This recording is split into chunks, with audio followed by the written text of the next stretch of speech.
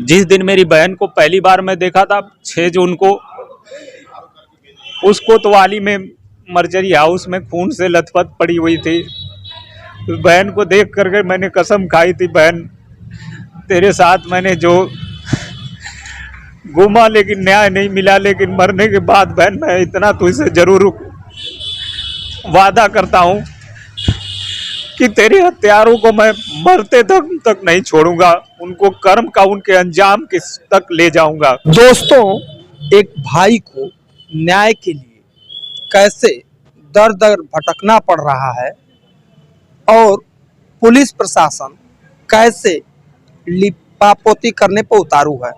पूरा मामला है यूपी के गाजीपुर जिले का और हम इस समय उत्तर प्रदेश के गाजीपुर जिले के ये सरजू पांडे पार्क में हूँ। और आपको बता दूं कि विगत 5 जून 2021 को आशा जायसवाल की संदिग्ध परिस्थितियों में उनकी मौत हो गई थी और उस मौत को लोगों ने बताया कि हत्या कर दिया गया था और उन दहेज लोभियों द्वारा जो हत्या किया गया, बहुत निर्मम तरीके से हत्या किया गया था।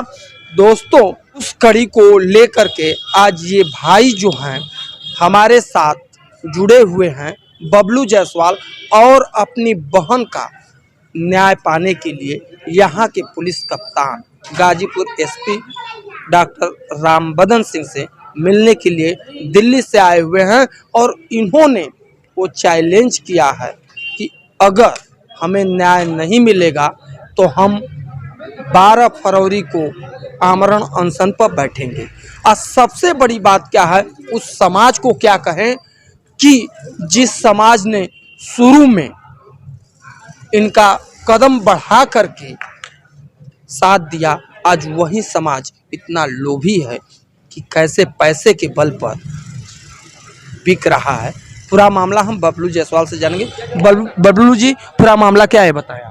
सर, सबसे पहले तो आपको धन्यवाद देना चाहूँगा सर, जो आप एक अबला का मुद्दा उठाते हैं निस्वार्थ भाव से। आपको बहुत बहुत कोटि कोटि बधाई सर। सर, मैं बबलू जायसवाल, मृतका जो मेरी बहन थी, मेरे से 2 साल बड़ी थी, आशा जायसवाल, जिसकी हत्या विगत आपने बताया 5 जून को कर दिए थे उसके ससुराल वालों ने, जिसमें उदय प्रताप, अश्वनी जायसवाल और उसका मेरी बहन का पति आशुतोष जायसवाल और उसकी सास सुधा जायसवाल अभियुक्त बनाए गए थे। ये सर महाराज जी का, जैसा कि आप देख रहे हैं, ये महाराज जी का यही वह स्थल है जहाँ पे हमने 3 बार अनशन किया और महीनों महीनों तक यहाँ पर हम बैठे रहे।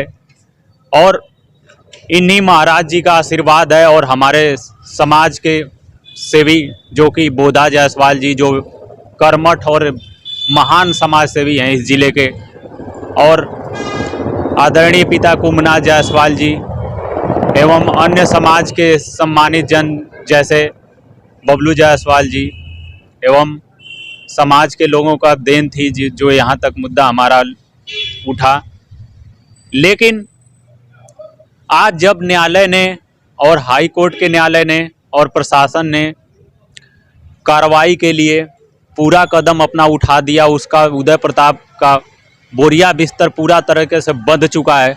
अब वो जब न्यायालय को आत्मसमर्पण करने वाला है तो इसी समाज में से कुछ चुनिंदा लोग, मैं समाज को कभी गंदा नहीं कर सकता हूं क्योंकि समाज गंदा नहीं होता है, समाज एक आदमी से नहीं बनता है, समाज कई कड़ियों को जोड़ करके बनती है। जो लोग अपने आप को समाज कहते हैं वो उनकी वैसी सोच है, लेकिन इस समाज के ही कुछ लोगों ने अचानक जब हाई कोर्ट से उसकी बेल एप्लीकेशन रद्द हो गई तो हमारे पर बिना हमसे पूछे और बिना हमसे प्रस्ताव लिए आपस में ही इन्होंने निर्णय ले लिया और हाँ ना में मुझसे जवाब लेने लगे कि आप समझौता करोगे कि नहीं, आप समझौता करोगे कि नहीं, बस हमें इतना बताओ। तो महोदय,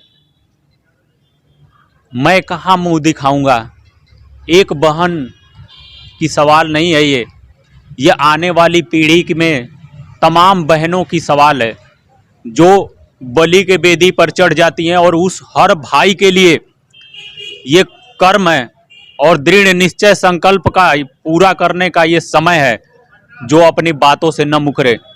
मैं महोदय एक बहन की हत्या का बदला एक धर्मशाला में करवा दूंगा। जो उस लोभी दे रहा है वो हत्यारा की मैं बच्चों के नाम से 2 करोड़ का होटल कर दूंगा। मैं उस लोगों को बताना चाहता हूं कि क्या ये बच्चे नाजायज हैं जो उनको होटल कर देगा? अरे वो तो पूरे तरीके से मालिक हैं, उनको क्या वो नाम करेगा? उसके अंदर अगर थोड़ी सी भी शर्म और मर्यादा रह गई होगी तो वो न्यायालय को, पुलिस प्रशासन को समर्पण कर देगा। नहीं तो उसको समर्पण नहीं करेगा तो वो उसको सारा दिन देखना पड़ जाएगा, जो आज तक कभी नहीं देखा होगा।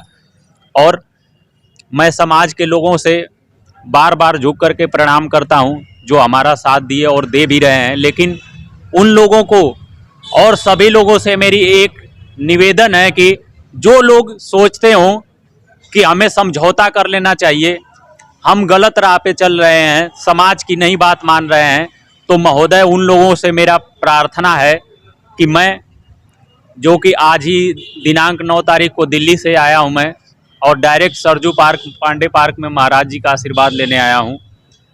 इस सरजू पांडे पार्क में 12 तारीख तक के बीच में किसी भी समय वो खुली बैठक कर लें और उस खुली बैठक में मुझे ये सिद्ध करके दिखा दें कि हाँ, हमें इस मुद्दे पर समझौता कर लेनी चाहिए, तो मैं, समाज से बड़ा कोई नहीं होता है महोदय, मैं तुरंत समझौता कर लूँगा। लेकिन उस पॉइंट का विशेष मुद्दा होना चाहिए और सभी लोगों का एकमत राय होना चाहिए, सभी बड़े जनों का।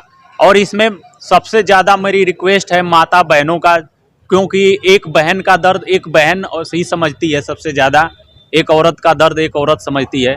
तो उन समाज के माता बहनों से मेरी रिक्वेस्ट है कि वो अपना प्रस्ताव जरूर दें और ज़रूर यहाँ पे आएँ, क्योंकि इसमें मैं देखने सुनने में आ रहा है कि समाज में विघटन पैदा हो रहा है, समाज में ऐसा हो रहा है, वैसा हो रहा है। तो समाज में मैं ऐसा नहीं चाहता हूँ महोदय। सभी लोग एक बार इस मुद्दे पर अपना जितने भी डाउट है उसको क्लियर कर लें, इसके लिए मैं सब लोगों को आमंत्रण करता हूं। धन्यवाद।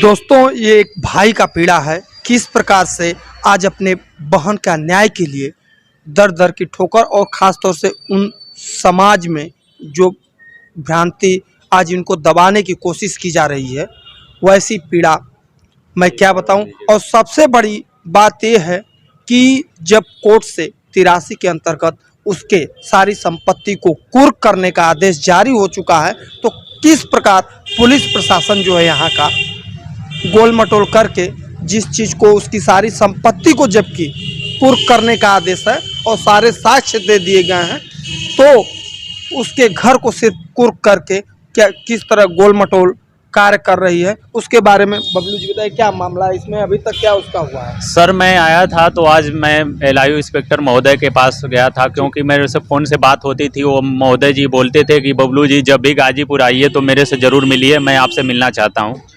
तो मैं महाराज जी के आने के बाद डायरेक्ट उनके पास गया था, तो मेरी बात हुई थी। तो एलआईयू इंस्पेक्टर महोदय जी कह रहे थे कि बबलू, तुम्हारी ये बात सुन करके और आपके बहन के साथ जो घटना घटित हुई है, उससे कोई भी आदमी टूट जाएगा। क्योंकि बात किसने कहा था आपसे? एलआईयू इंस्पेक्टर महोदय ने कहा था कि कोई भी टूट जाएगा। आप 1% नहीं गलत हो, आप अपने मुद्दे पर, अपने वचन पे अडिग रहिएगा, आपकी बहन को न्याय जरूर मिलेगा। ये एसपी महोदय भी, कप्तान महोदय भी, अच्छा, कप्तान साहब से भी मुलाकात हुआ है सर? उसके बाद उन्होंने मुझसे पूछा था कि कप्तान साहब से मिलना चाहेंगे, तो मेरी हार्दिक इच्छा थी कप्तान साहब से भी मिलने की। तो मैं कप्तान साहब के यहाँ गया, वो कप्तान साहब भी तुरंत मुझे परमिशन दिए मिलने के लिए। मैं उनसे बात हुई तो कप्तान साहब कह रहे थे कि बबलू जी, इस घटना पे हम बहुत तेज़ी से एक्शन ले रहे हैं, लेकिन बीच में थोड़ा कुछ चुनाव का वो चल रहा है, माहौल चल रहा है, कुछ डिस्टर्ब हो जा रहे हैं। लेकिन मैं आपको 101% वादा करता हूँ कि उसको जो सज़ा मिलनी चाहिए वो ज़रूर मिलेगी। और उसकी 83 की कार्रवाई, वो सोच रहा है कि मैं बच जाऊँगा, तो हम ऐसा कार्रवाई कर रहे हैं कि सिर्फ ऐसा ना हो कि हमारे ऊपर भी कहीं से दाग लग जाए। हम ऐसा इस बार कार्रवाई करेंगे कि गाजीपुर में जितनी भी उसकी संपत्ति होगी, सारी संपत्ति पूरी कुर्क होगी। अगर नहीं सरेंडर करेगा तो वो कब तक भागेगा? न्यायालय को कब तक चकमा देगा? वो चकमा देता रहे, उसके ऊपर और कठोर कार्रवाई करेंगे। वो हमारा आप ही का नहीं, वो दुश्मन है, हमारा भी वो दुश्मन बन चुका है।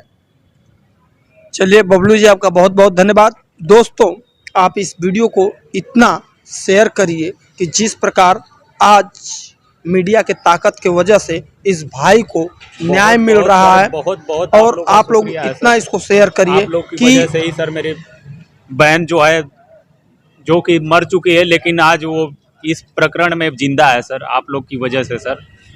और महान समाज सेवी जी को बहुत बहुत धन्यवाद देना चाहूँगा, जो बिना निस्वार्थ भाव से, जो आज तक मेरे से कभी 1 रुपए की चाय भी पीना पसंद नहीं किए होंगे, 1 रुपए चाय नहीं पिए होंगे, वो मेरे बहन की लड़ाई को लड़े और लड़ भी रहे हैं, जिसमें से उनको यहाँ तक कि समाज के लोगों ने नहीं, उसमें से कुछ एक विशेष लोगों ने उनको मीडिया प्रभारी पद से भी हटा दिए।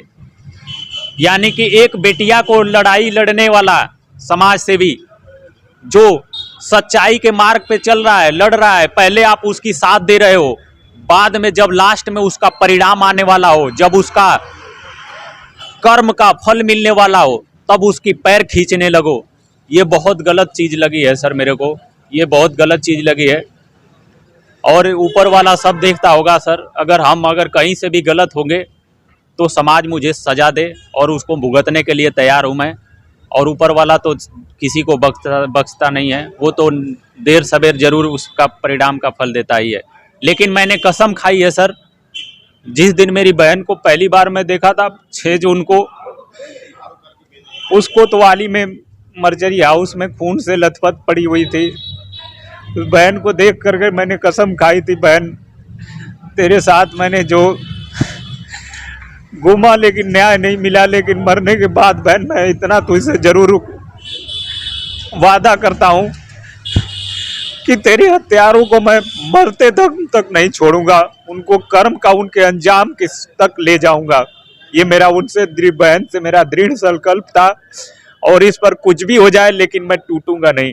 इस पर मुझे बलि देना पड़े, मुझे खुद फांसी पर चढ़ना चाहे पड़े तो मैं इस पर चढ़ने के लिए तैयार हूं, लेकिन मेरे अपने बहन को, उसकी आत्मा को जरूर न्याय दिलाऊंगा। ये मेरा वादा है सर आप लोग से। इस भाई का ये पीड़ा है, और अपने बहन के न्याय के लिए किस प्रकार भीख मांग रहा है, लेकिन उन समाज को क्या कहें। धन्यवाद दोस्तों, आप लोगों का राज 24 न्यूज में धन्यवाद।